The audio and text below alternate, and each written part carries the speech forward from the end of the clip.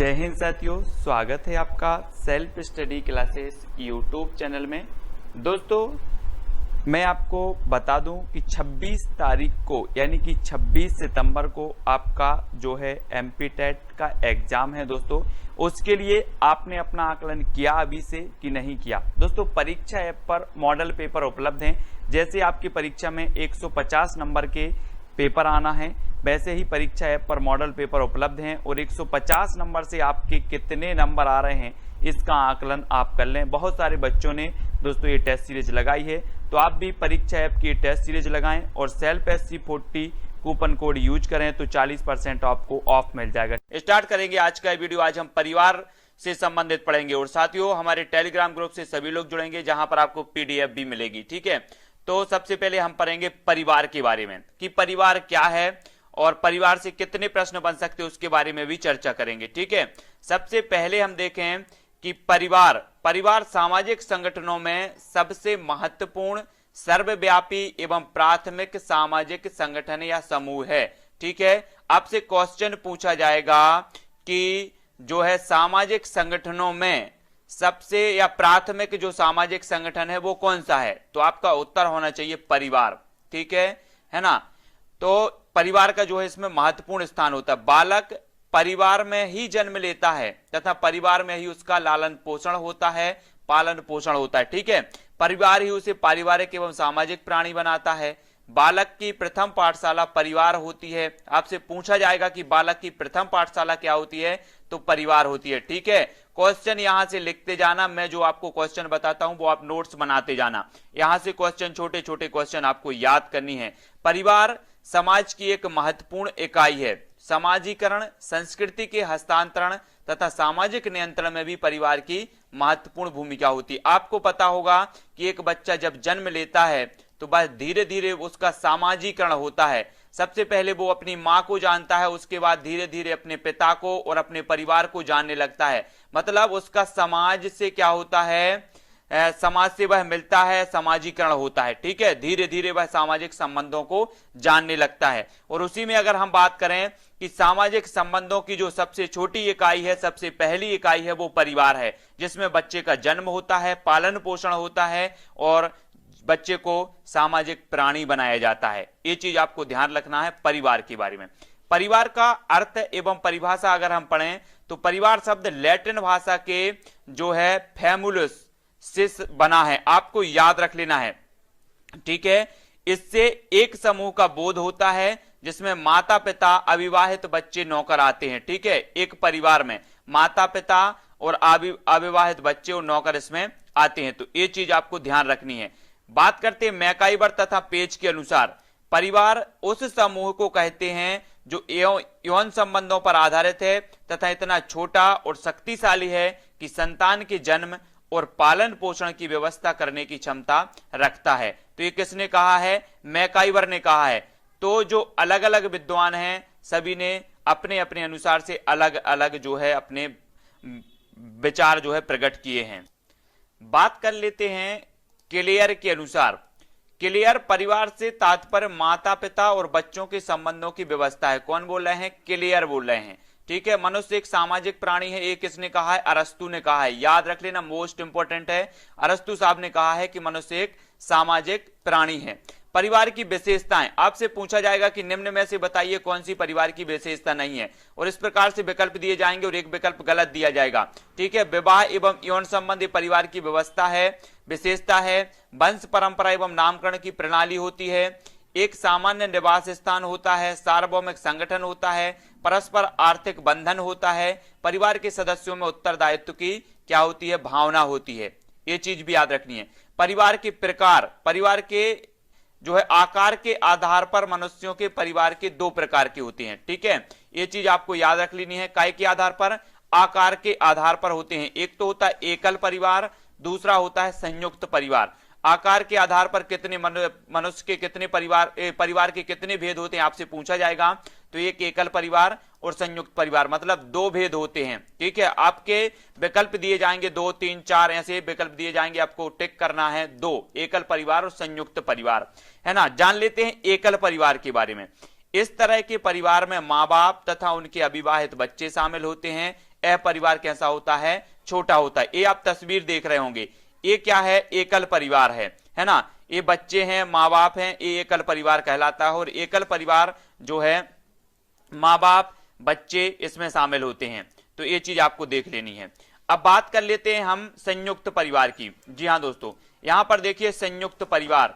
संयुक्त परिवार इस तरह के परिवार में दादा दादी, चाचा बुआ, ताई ताऊ ताई, माँ बाप और बच्चे होते हैं। यह परिवार कैसा होता है, बड़ा होता है। ये देखो परिवार, ये दादा दादी हैं और चाचा चाची, इस प्रकार से ये क्या हो जाता है, संयुक्त परिवार होता है।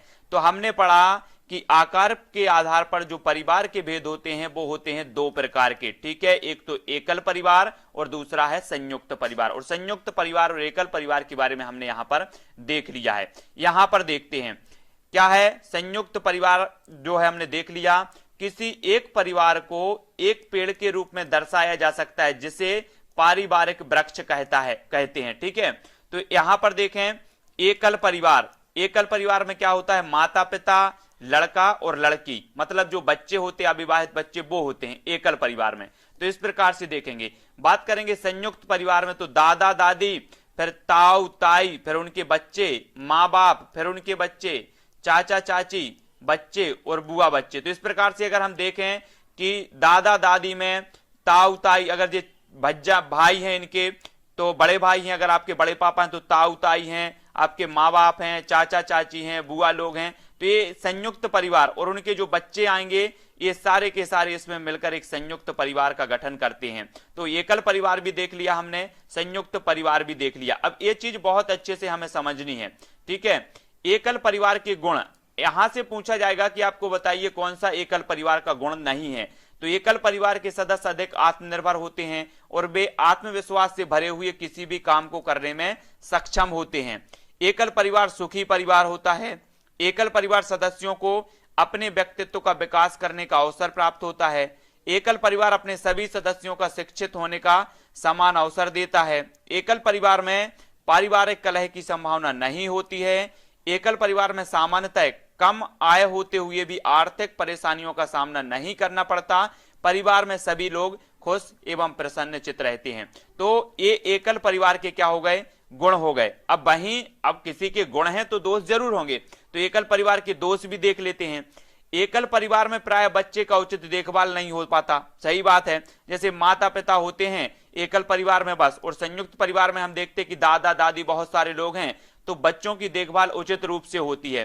कहीं आपके बच्चे को दादा खिला रहे हैं, इस प्रकार से अलग अलग रूप से इसके होते हैं, उनकी देखभाल करने वाले बहुत सारे लोग रहते हैं। तो एकल परिवार में प्राय बच्चे का उचित देखभाल नहीं हो पाता। एकल परिवार में स्वार्थ की प्रबल भावना पनपती है। एकल परिवार को बुरे समय तथा अन्य जो संकट की समय आते हैं, आर्थिक, शारीरिक व भावात्मक रूप से, तो ये सहारे नहीं मिलते। जबकि संयुक्त परिवार में हम देखते हैं कि किसी पर भी संकट आता है या किसी प्रकार की आपदा आती है, तो संयुक्त परिवार में बहुत सारे लोग हमारे साथ खड़े होते हैं। बात करते हैं संयुक्त परिवार के गुण के बारे में। तो संयुक्त परिवार के सदस्यों में नागरिक गुणों का विकास होता है। संयुक्त परिवार में घरेलू एवं बाह्य कार्यों हेतु श्रम विभाजन की सुविधा होती है, ठीक है। और भी देख लेते हैं। संयुक्त परिवार की बात करें तो परिवार के सदस्यों में त्याग, सहयोग जैसे मानवीय मूल्यों का विकास होता है। संयुक्त परिवार के सदस्यों को आर्थिक परेशानियों का सामना नहीं करना पड़ता। विभिन्न अवसरों पर परिवार के सभी सदस्य एक दूसरे को सहयोग देते हैं और अनुष्ठानों को मिलजुल कर क्या करते हैं, पूरा करते हैं। तो संयुक्त परिवार में कहीं ना कहीं परिवार को जो भी सदस्य होते हैं, जो भी माता पिता होते हैं, जो भी बच्चे होते हैं, उनकी देखभाल अच्छे से होती है। उनके जो है बहुत सारे लोग ऐसे होते हैं जो आपदाओं के समय, दुख के समय खड़े होते हैं उनके साथ में, लेकिन ऐसा एकाकी परिवार में नहीं होता है। संयुक्त परिवार के दोष भी देखो। संयुक्त परिवार में पारिवारिक कलह की संभावना भी होती है, आपने देखा होगा, है ना। संयुक्त परिवार में व्यक्ति के विकास के संपूर्ण अवसर नहीं मिलते। अब संयुक्त परिवार की बात करें तो बहुत सारे लोग इसमें होते हैं, तो कोई भी काम होता है तो एक दूसरे पर डिपेंड होते हैं कि वो काम कर लेगा, वो कर लेगा, तो पारिवारिक कलह इसमें स्वाभाविक है। संयुक्त परिवार में स्त्रियों की दुर्दशा होती है, क्योंकि जो स्त्री होती है, अब बहुत सारे लोग परिवार में हैं, जैसे मान के चलो कि 20 सदस्य हैं, तो 20 सदस्यों और भी ऐसी बहुत सारी समस्या होती, तो परिवार जो है महिलाओं को घर का सारा काम करना पड़ता है, जिससे उन्हें अपना व्यक्तित्व निखारने का अवसर नहीं मिलता है। संयुक्त परिवार में बालकों का विकास पूर्ण रूप से भी नहीं हो पाता है। तो संयुक्त परिवार के भी कुछ दोष हैं। संयुक्त परिवार के विघटन के कारण देख लेते हैं। यहां पर आपसे पूछा जाएगा कि संयुक्त परिवार के विघटन के कारण क्या है। 3-4 विकल्प आपको दिए जाएंगे, उसमें से एक आपको बताना होगा। संयुक्त परिवार प्रथा में दोष है। इन दोषों के कारण संयुक्त परिवार व्यक्तिगत परिवारों में बदलते जा रहे हैं। संयुक्त परिवार विघटन के कारण निम्न प्रकार से हो सकते हैं। देख लेते हैं महत्वपूर्ण जो कारण हैं। सबसे पहला तो है औद्योगिकरण। आपसे पूछे जाएंगे कि निम्न में से बताइए कौन सा संयुक्त परिवार के विघटन का कारण नहीं है। यहां पर देखो, औद्योगिकरण, जनसंख्या वृद्धि, नगरीकरण, शैक्षिक कारण और जाति व्यवस्था का विघटन, ये संयुक्त परिवार के विघटन के कारण है। आपको यहां से याद रखना है। औद्योगिकरण के कारण परिवार के सदस्यों को काम करने के लिए क्या शहर जाना पड़ता है। वे सदस्य वहीं बस जाते हैं, जिसके कारण वह एक स्वतंत्र परिवार के रूप में अपना अस्तित्व कायम कर लेते हैं। तो औद्योगिकरण भी एक कारण है संयुक्त परिवार के विघटन का। बात लेते हैं जनसंख्या वृद्धि। संयुक्त परिवार में जैसे जैसे जनसंख्या में वृद्धि होती है, वैसे वैसे स्थानाभाव के कारण उसमें से धीरे धीरे सदस्य अलग अलग होकर अपने जो है परिवार बसा लेते हैं। अब जैसे बहुत सारे 50 सदस्य होते हैं, अब 50 सदस्य अगर परिवार में हो गए और 20 सदस्य को रहने की जगह है, तो कहीं ना कहीं जो मानसिकता होती है वो बदलती है। तो जनसंख्या वृद्धि के कारण भी संयुक्त परिवार का क्या होता है, विघटन हो जाता है। बात कर लेते हैं नगरीकरण। तो औद्योगिकरण द्वारा औद्योगिक केंद्रों में जनसंख्या में वृद्धि हुई है। इस प्रकार अनेक नवीन नगरों का जन्म हुआ। इन नगरों में जनसंख्या के अनुपात में निवास स्थान की कमी है, जिसके कारण पूरा परिवार संयुक्त रूप से नहीं रह सकता। तो नगरीकरण भी एक कारण होता है संयुक्त परिवार के विघटन का। नेक्स्ट बात करेंगे हम जाति व्यवस्था का विघटन। जी हां दोस्तों, जाति व्यवस्था के विघटन से संयुक्त परिवार को आघात पहुंचा है। जो व्यक्ति जाति व्यवस्था द्वारा लगाए गए प्रतिबंधों को तोड़ता है, उसे संयुक्त परिवार से अलग कर दिया जाता है। जैसे आपने विवाह आदि देखा होगा कि विवाह में एक ही जाति के जो है लड़का लड़कियों का विवाह होता है, और अगर ऐसा नहीं होता है तो क्या होता है, अगर दूसरी जाति के साथ कोई लड़का विवाह कर लेता है तो जो सामाजिक बंधन होते हैं, जो जाति व्यवस्था के संबंध में जो बंधन होते हैं, उन बंधनों के चलते उन्हें अलग परिवार जो है स्थापित करना होता है। तो इससे भी क्या होता है कि जो हमारा संयुक्त परिवार है वो टूट जाता है। तो यहां पर दोस्तों हमने देखे संयुक्त परिवार के विघटन के कारण हमने देख लिया औद्योगिकरण, जनसंख्या की वृद्धि, नगरीकरण, शैक्षिक कारण और जाति व्यवस्था का विघटन। ठीक है, इतने सारे कारण हैं जो हमें याद रख लेना है। बात कर लेते संयुक्त परिवार प्रथा भारतीय संस्कृति की आधारशिला। आपको पता होगा कि प्राचीन काल से ही हमारे गांव में, हमारे शहर में सब जगह संयुक्त परिवार की एक प्रथा है। संयुक्त परिवार हिंदू सामाजिक संगठन का एक प्रमुख आधार है। संयुक्त परिवार का मुखिया घर का सबसे बड़ा व्यक्ति होता है। परिवार का मुखिया परिवार के सभी सदस्यों की देखभाल करता है। परिवार के सदस्यों की शिक्षा, दीक्षा तथा विवाह संबंध आदि की जिम्मेदारी परिवार के मुखिया की होती है। परिवार के कमाने वाले सदस्य चाहे वे व्यापार से कमाते हैं और चाहे नौकरी से, अपनी कमाई को परिवार के मुखिया के हाथ में देते हैं। उसी आय से परिवार का मुखिया परिवार की आवश्यकताओं की पूर्ति बिना किसी भेदभाव के करता है। तो ये संयुक्त परिवार के संबंध में है। अब हम बात कर लेते हैं परिवार के कार्य। जी हां दोस्तों, परिवार के कार्य भी आपसे पूछ लिया जाएगा कि परिवार ही बच्चे का पहला स्कूल होता है। आपसे पूछा जाता है कि बच्चे का पहला स्कूल कौन होता है, तो परिवार ही होता है ना। बच्चा सबसे पहले परिवार से ही सीखना शुरू करता है। यहीं से बच्चे के समाजीकरण का पाठ शुरू होता है। बालक सर्वप्रथम अनौपचारिक रूप से शिक्षा ग्रहण परिवार से ही करता है। परिवार बच्चे के विकास में मदद करता है। माना जाता है कि जैसा परिवार होगा वैसा बच्चे का विकास होगा। परिवार से बच्चे खुशी मनाना और दुख बांटना सीखते हैं। परिवार से बच्चे अपनी संस्कृति को सीखते हैं। परिवार के माध्यम से शैक्षणिक कार्य एवं मनोरंजनात्मक जो कार्य हैं पूरे किए जा सकते हैं, है ना। ये सारे के सारे परिवार के कार्य हैं। और भी देख लेते हैं, परिवार में लिंग आधारित चुनौतियां होती हैं, जिसकी वजह से बालक बालिकाओं और स्त्री पुरुष में भेदभाव किया जा सकता है। परिवार से मिलजुल कर जो है रहना सीखते हैं। ठीक है, क्योंकि समाज में अगर आपको रहना है तो आपको जो है मिलजुल कर रहने की जो अवधारणा है, जो प्रक्रिया है, वो आपको आनी चाहिए। बालक की शिक्षा में परिवार का क्या महत्व है। ठीक है, बालक की शिक्षा में परिवार का बहुत ही महत्वपूर्ण स्थान है। बालक की शिक्षा का आरंभ परिवार में ही होता है, इसलिए परिवार को बालक की प्रथम पाठशाला कहा गया है। परिवार में बालक सबसे अधिक मां के संपर्क में रहता है। मां की आदतों, कार्यों और व्यवहार का प्रभाव उसके लिए अत्यंत महत्वपूर्ण होता है। प्रत्येक परिवार की भाषा, रहन सहन, आचार विचार, रुचियां आदि अलग अलग होती हैं, इसलिए दो परिवारों के बालकों में भिन्नता दिखाई पड़ती है। ठीक है, आपने पढ़ा होगा व्यक्तिक विभिन्नता का सिद्धांत, है ना। हर व्यक्ति का विकास अलग अलग होता है, ऐसा नहीं है कि दो व्यक्ति हैं, उन दोनों व्यक्तियों का विकास एक ही प्रकार हो। किस कारण होता है? क्योंकि व्यक्तिक भिन्नता के सिद्धांत के आधार पर। ठीक है, ब्रिटिश शासन के दौरान जो है भारत में लड़कों एवं लड़कियों की विवाह की उम्र शारदा अधिनियम 1929 के तहत लड़कों के लिए 18 वर्ष जबकि लड़कियों के लिए 14 वर्ष निर्धारित की गई थी। अब से यहां से क्वेश्चन आपका पूछा जाएगा, क्योंकि परिवार की बात हो रही है तो परिवार में विवाह भी एक संबंध होता है जो परिवार के अंतर्गत आता है। तो आपसे पूछा जाएगा कि ब्रिटिश सरकार के दौरान कौन सा ऐसा अधिनियम पारित किया गया जिसके अंतर्गत जो है लड़कों के विवाह की आयु 18 वर्ष और लड़कियों के विवाह की आयु 14 वर्ष की गई। तो आपका उत्तर होने चाहिए शारदा अधिनियम 1929। या इस प्रकार से पूछा जाएगा कि शारदा अधिनियम 1929 के तहत लड़कों की आयु कितनी रखी गई और लड़कों की आयु कितनी रखी गई विवाह की। ठीक है, ये चीज यहां से एक क्वेश्चन आपको याद कर लेना है। बाद में हिंदू विवाह अधिनियम 1955 के द्वारा लड़कों के लिए न्यूनतम 21 वर्ष और लड़कियों के लिए न्यूनतम 18 वर्ष की आयु जो है निर्धारित की गई। तो यहां से आपको महत्वपूर्ण जो प्रश्न है मैं जो बताता जा रहा हूं उसको नोट करते जाना है। मेरा परिवार मेरी प्रेरणा, इसके बारे में देखें कि जो लोग देख नहीं सकते उनके पढ़ने के लिए खास लिपि में किताबें तैयार की जाती हैं जिसे ब्रेल कहते हैं। ब्रेल एक मोटे कागज पर एक नुकीले औजार से बिंदु बनाकर लिखा जाता है। ब्रेल कागज पर हाथ फेर कर पढ़ा जाता है कि उस पर क्या लिखा है। ठीक है, तो ब्रेल लिपि आप लोग जानते होंगे। लुईस ब्रेल जो है फ्रांस के रहने वाला था। जब 3 साल का था तब एक नुकीले औजार से उसकी आंख में चोट लग गई और उसकी आंखें खराब हो गईं। उसे आंखों से दिखना बिल्कुल बंद हो गया। उसकी पढ़ने में बहुत रुचि थी, वह पढ़ने की तरकीबें सोचता रहा था। आखिर उसने ढूंढ ही लिया एक तरीका छूकर पढ़ने का। पढ़ने की यह विधि बाद में ब्रेल लिपि के नाम से जानी गई, जिसके जन्मदाता माने जाते हैं लुईस ब्रेल। सभी को याद रख लेना है। इस तरह की जो लिपि है वो मोटे कागज पर उभरे बिंदु बने होते हैं। उभरे होने के कारण इन्हें छूकर जो है पढ़ा जा सकता है। यह लिपि 6 बिंदुओं पर आधारित होती है। आजकल ब्रेल में नए नए परिवर्तन जिससे इसे पढ़ना लिखना और आसान हो गया है।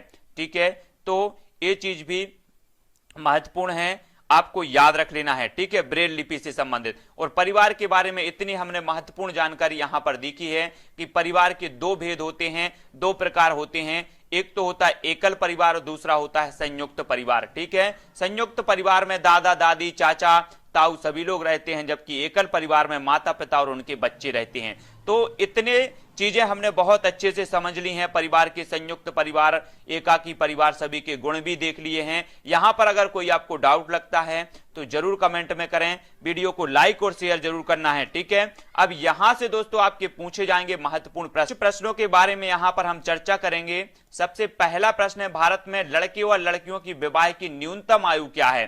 तो आपका उत्तर होगा 21 से 18, है ना। लड़के की 21 और लड़कियों की 18, यानी कि जो विकल्प नंबर ए है वो इसका सही होगा। हिंदू विवाह अधिनियम 1955 के अनुसार भारत में लड़के और लड़कियों की जो विवाह की न्यूनतम आयु है 21 और 18 है। ठीक है, अगला आपसे पूछा जाएगा कि परिवार एक इकाई होता है जिसमें माँ पिता और उनके बच्चे होते हैं, यह कथन किसका है? जल्दी से, यह कथन मतलब कैसा है? तो सत्य है, क्योंकि सभी भारतीय परिवार इसी प्रकार के होते हैं। तो इसका उत्तर होगा कि सही है। सही नहीं है, क्योंकि परिवार कई प्रकार के होते हैं तथा परिवार का केवल एक ही प्रकार में वर्गीकरण नहीं किया जा सकता। मतलब यहां पर बोला गया कि परिवार एक इकाई होता है जिसमें माँ पिता और उनके बच्चे होते हैं, मतलब एक प्रकार से नहीं हो सकता, क्योंकि जो परिवार है वो कई प्रकार के हो सकते हैं। वैसे हमने एकाकी और संयुक्त परिवार तो पढ़े ही हैं, तो विकल्प नंबर सी इसका सही हो जाएगा। ठीक है, सभी लोगों को याद रख लेना है। देख लेते इसके बारे में कुछ। इसके बारे में है कि परिवार एक इकाई होता है जिसमें माँ पिता बच्चों के अलावा अन्य सदस्य भी होते हैं। भिन्न भिन्न समाजशास्त्रियों के अनुसार अलग अलग परिवार की मान्यता होती है, अतः परिवार में केवल माता पिता और बच्चों का शामिल होना गलत है। ठीक है, अगला हमारा प्रश्न होगा दोस्तों कि बच्चे को समाजीकरण का पहला पाठ कहां से, समाजीकरण का जो पहला पाठ प्रारंभ होता है वो कहां से होता है, वो होता है परिवार से। सभी को पता है, हमने पहले भी पढ़ा है कि परिवार में ही जो है सर्वप्रथम बच्चा सीखता है। तो परिवार बालक का प्राथमिक विद्यालय माना जाता है जहां वह अनौपचारिक शिक्षा ग्रहण करता है तथा सामाजिकरण की प्रक्रिया शुरुआत भी परिवार से ही होती है। इसलिए परिवार को समाजीकरण का पहली पाठशाला कहा जाता है। ये चीज आपको याद रखनी है, ठीक है। अगला प्रश्न है प्राथमिक समाजीकरण है। तो प्राथमिक समाजीकरण क्या है? प्राथमिक समाजीकरण है शुरुआती आयु में परिवार एवं मित्रों से सीखना। ये क्या है? प्राथमिक समाजीकरण है। बच्चों को समाजीकरण की शुरुआत बच्चे के परिवार, मित्र तथा अन्य लोगों से होती है, इसे ही प्राथमिक समाजीकरण कहते हैं। जो स्कूल जाने से पूर्व प्रारंभ होती है, समाजीकरण की प्रक्रिया जो चलती है वो जीवन पर्यंत चलती है। तो ये चीज आपको याद रखनी है। अगला हमारा प्रश्न है एकल परिवार से क्या तात्पर्य है? अब आपको बताना है वर्ष 1950 के बाद बना परिवार जिसमें माता पिता एवं उनके बच्चे हों, संपूर्ण परिवार जिसमें बच्चे। तो एकल परिवार से इस प्रकार से आपसे पूछा जाएगा तो 5 का हो जाएगा विकल्प नंबर बी, है ना, जिसमें माता पिता एवं उनके बच्चे हों, वो एकल परिवार कहलाता। हमने पढ़ लिया पहले, ठीक है। अब हम पढ़ेंगे दोस्तों, क्या पढ़ेंगे कि संयुक्त परिवार के विघटन के परिणाम स्वरूप एकल परिवार का अस्तित्व आया। एकल परिवार के अंतर्गत माता पिता एवं उनके अविवाहित बच्चे आते हैं। यह परिवार बहुत छोटा तथा सुखी परिवार होता है, सभी को पता है, ठीक है, याद रख लेना। पूछा जाएगा निम्न में से कौन सा कथन सही है? एकल परिवार में दहेज तथा सामान्य बात है ना। एकल परिवार में बाल श्रम सामान्य बात है। दहेज तथा बाल श्रम सामाजिक बुराइयां हैं। दहेज तथा बाल श्रम शहरों में सामान्य बात है। तो कौन सा कथन सही है? तो वो कथन है कि दहेज तथा बाल श्रम सामाजिक बुराइयां हैं। ये चीज आपको याद रखनी है। सामाजिक बुराइयों में दहेज तथा बाल श्रम प्रमुख बुराइयां हैं। इन बुराइयों का प्रमुख कारण है अशिक्षा एवं गरीबी। तो आप सभी को कैसा लग रहा है वीडियो? लाइक जरूर कर दें और पूरा का पूरा कोर्स इसी तरह से आपको कंप्लीट करवाया जाएगा, ठीक है। तो सभी लोग वीडियो को लाइक जरूर करना है सभी लोगों को।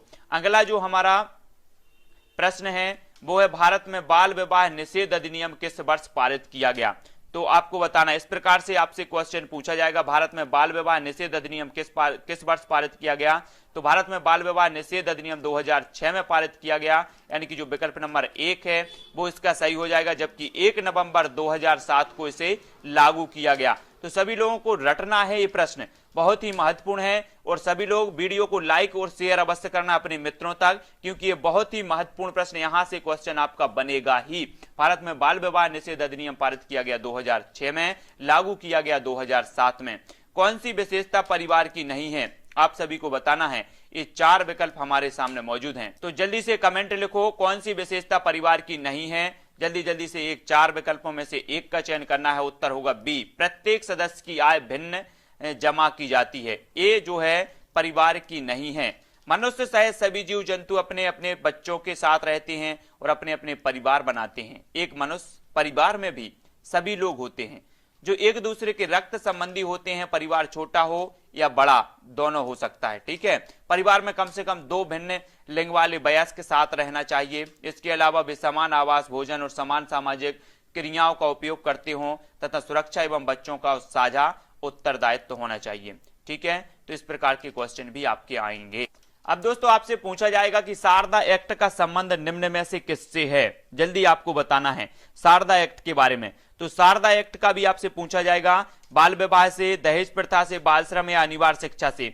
तो इसका उत्तर होगा बाल विवाह से। शारदा एक्ट का संबंध है बाल विवाह से। 1929 का संबंध बाल विवाह से संबंधित था। आपसे पूछा जाएगा शारदा एक्ट कब आया? तो 1929 में आया, है ना। इसका संबंध बाल विवाह से संबंधित था, जिसमें विवाह के लिए लड़कों तथा लड़कियों की आयु का निर्धारण किया गया था। इस एक्ट के तहत लड़कों की आयु 18 वर्ष और लड़कियों की आयु 14 वर्ष रखी गई थी। तो ये सारे के सारे क्वेश्चन यहां पर आपके क्लियर होंगे, आपसे पूछे जाएंगे। सामाजिक बुराइयों का उदाहरण है, क्या है? बाल विवाह, बाल श्रम, दहेज या ये सभी?